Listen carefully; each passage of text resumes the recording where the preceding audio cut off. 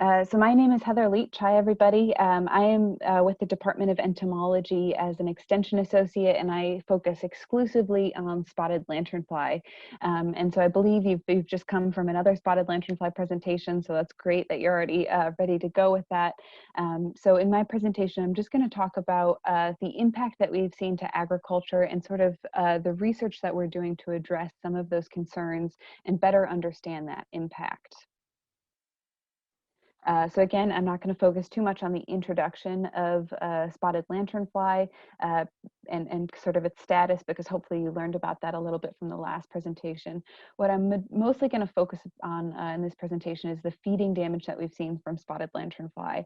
I do briefly want to say that the risk from spotted lanternfly can be more than just feeding damage. It can also be as a nuisance problem, so honeydew, sooty mold, and bugs. It can also be compliance with quarantine. So of course, the Pennsylvania Department of Agriculture has a state quarantine for spotted lanternfly, meaning that businesses need to be permitted and inspect their materials. So all of this can be sort of a risk from spotted lanternfly. And of course, these are all things that we're very focused on. And so when we look at who is at risk from spotted lanternfly, what major groups, we sort of have a short list of 4 major stakeholders or industries. Now, this isn't a comprehensive list. A lot of people are affected by spotted lanternfly, but again, this is sort of our short list. And certainly vineyards are number 1 at that list, where we're seeing really significant feeding damage because of spotted lanternfly. We're also seeing issues with ornamental nurseries, predominantly because of quarantine compliance, as well as Christmas tree growers, again, for that quarantine compliance. And then, of course, there's homeowners and park industries where predominantly that's a nuisance pest, but we're also seeing some feeding damage as well. So when we talk about spotted lanternfly, I don't know that I can give any extension talk without showing this video, and many of you have probably seen it before, where we just have very dramatically high populations, especially this time of year in the fall. And so certainly we know that homeowners and just residents and the general public are very engaged with this pest, so much so that we have lanternfly in backyards, falling down chimneys and people's windows. And if you follow social media and spotted lanternfly much at all, you'll notice all sorts of crazy things that they post online in terms of where they see spotted lanternfly. So for instance, at somebody's front door, when they have an alarm system, a camera that shows them who's at the front door, in the meat aisle, at the grocery store, and even at this department store with clothing. So again, spotted lanternfly interacts very heavily with the public, and so that's why we see such a high awareness because of this pest. This is my favorite meme and very Halloween centric, I think, in terms of, again, that sort of what I call the cultural phenomenon that is spotted lanternfly. So again, we know that the public interacts heavily with this pest, and of course they need management recommendations as well. And so we've spent a lot of our time to create management guides that sort of walk the general public and all of the affected stakeholders like vineyards, landscape professionals, nursery professionals as well, on how to manage spotted lanternfly and exactly what to be aware of, including things like pesticide safety. So we have a lot of information out there. And I'll also mention that our website has a wealth of information on it. If you haven't checked it out already, I really encourage you to do so. And this is certainly a really good resource to point people to if they're asking you about spotted lanternfly. So again, refocusing here in terms of where I'm going to spend the most of my talk is that feeding damage from spotted lanternfly and sort of how agricultural industries are being affected and sort of how we refine that and give them the best management options possible.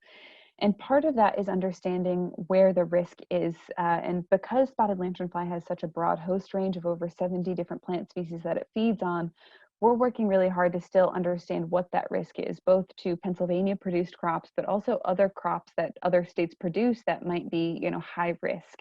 And so some of those things include hardy kiwi, avocado, fig, and then of course hemp is a big one that's being produced here in Pennsylvania that we're trying to pay attention to and understand how well does spotted lanternfly survive, and is this likely to cause potential economic damage in these agricultural crops. We're narrowing in on some other crops as well to understand what that damage might be. So hops is one of those where we're looking at impacts on yield and quality, since there's not a lot of hops produced here, but the ones that are could potentially be at great risk, and of course preparing other states as well. We're looking at apple peach, looking at the impact on yield and quality and the impact on fruit drop. So if spotted lanternfly nymphs are feeding on those fruit as they're forming, do we get an increased incidence of fruit drop in those crops? We're also looking at cucumber, which has been reported to be a host for spotted lanternfly. And here I can share some preliminary data with you where we're seeing the increased number of lanternfly per plant is actually associated with reduced yield per plant as well. So the more lanternfly you have, the fewer yields that you're likely to see off of that particular plant.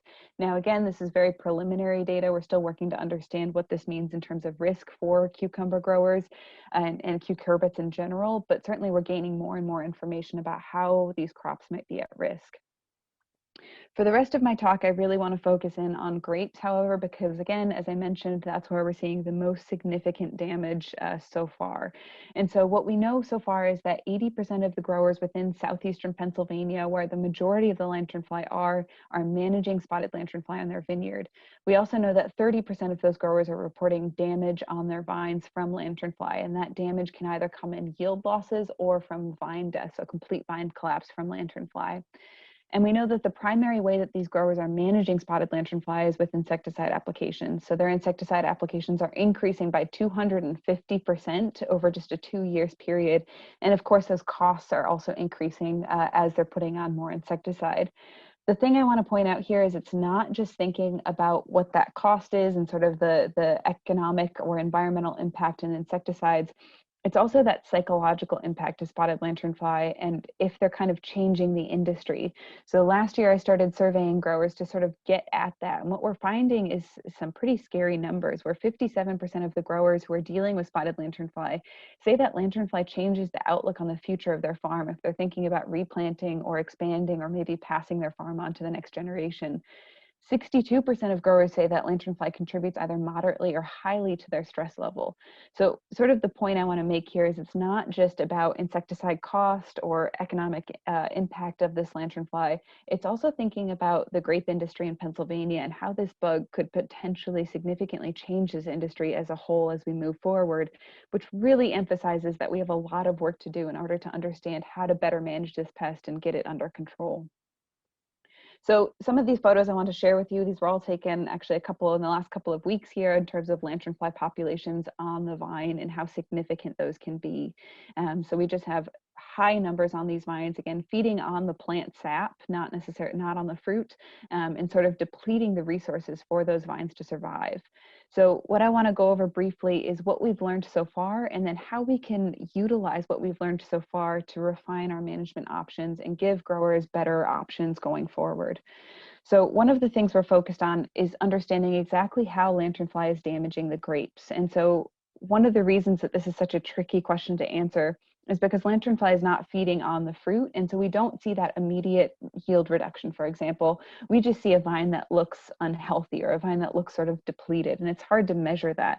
But what we're finding once we cage these lanternfly, release known numbers of lanternfly there so we can manipulate exactly how many lanternfly are feeding on those vines, we see that more lanternfly is meaning reduced photosynthesis, reduced sugar content, which creates the good wine, reduced cold hardiness of the buds as they survive winter, and then also reducing the yield in the following year. So these are all negative effects. This is all sort of scary damage that we're seeing, but it's also matching up with what growers are reporting as their principal damage that they see from spotted lanternfly. So again, now that we understand sort of how they're damaging, we can start to understand at what point do you need to take management actions and how can you potentially prevent or lift the vine's overall health to prevent some of that damage. We're also learning a lot more about phenology. Now, I don't mean to throw a bunch of graphs at you, but just to show you sort of where we've learned when spotted lanternfly is the most damaging. Here we have the number of lanternfly that are on the vines throughout the season and throughout their life stage. So what we see is that this period of adults is really when we have the most problems. And unfortunately, this also ties in with harvest, which makes their management options very difficult. But what we're finding is that those populations peak in the fall, and then they first feed on the canopy and followed by the trunk in the later part of the season, which is important for management considerations and also understanding sort of the physiological status of that vine as well. We also know that spatial distribution is not even throughout the vineyard. And what I mean by that is if you walk the edge of the vineyard compared to if you start to move into the interior of the vineyard, you reduce the amount of lanternfly that you're actually going to see. So much more on the edge. And actually, the majority of the population is observed within the first 50 feet of the vineyard edge. And so we can start to utilize some of that information in terms of where they are to, again, refine how we do that management. We've also done some predictive mapping of spotted lanternfly, looking at sort of the same thing, the spatial heat mapping. So each of these boxes represents a different vineyard, and we've looked at sort of that predictive mapping or predictive modeling of where spotted lanternfly is likely to be. And across all of these vineyards, what we're finding is that these red areas, which indicate more spotted lanternfly, are always at the outside edge, versus the blue areas, which indicate a low predicted value, are always on the inside edge of that vineyard. So again, suggesting that we really can refine our management options and focus control on the outside. Now, in terms of how we refine our management options, we know that insecticides are a primary management tool. Now, again, this is a big table that you don't have to focus on reading, but over the past few years, we've done a lot of work with insecticides and trying to vet which are the best insecticides for growers to use that are reliable and hopefully won't cause other issues with other pests, or, again, focusing on bee safety and environmental impact. However, when we recommend all of these different insecticides, we're spraying a lot, and we're also having issues with pre-harvest intervals in terms of when those growers can actually harvest their fruit. So we want to reduce our insecticide input, reduce our cost, but still get control. So the question is, of course, how do we improve those management recommendations to do that? So the rest of what I'm going to talk about is really where we're focused this year in terms of what options, what things can we try that's going to reduce that chemical input and reduce that cost. So I don't have data for all of this to share with you, but I do want to share with you some of the options that we're looking at. And so one of those is chemigation, or putting insecticide through drip irrigation, and then it systemically gets expressed through that vine. And what we're finding is that's reducing the number of sprays that we need, and it's also reducing the amount of insecticide out there in the environment versus focusing it just on the crop that we want it on. So again, this is looking like a good option. We're also looking at modifying our sprayers. So growers generally are concerned with making sure they're getting good coverage on all of their vines when they're out spraying, so those vines stay protected. However, if spotted lanternfly aren't in the inside of the vineyard, then you really don't need to be spraying that. It's wasted product, it's wasted money. So what we're doing is looking at alternative sprayers like this border spray to see if we can potentially just focus again on that edge of the vineyard and reduce the amount of time, reduce the amount of product, and still get good control. And so what we're finding is that those border sprays are reducing our populations of lanternfly by 83%. It's reducing our spray time by 68% and our spray area by 82%.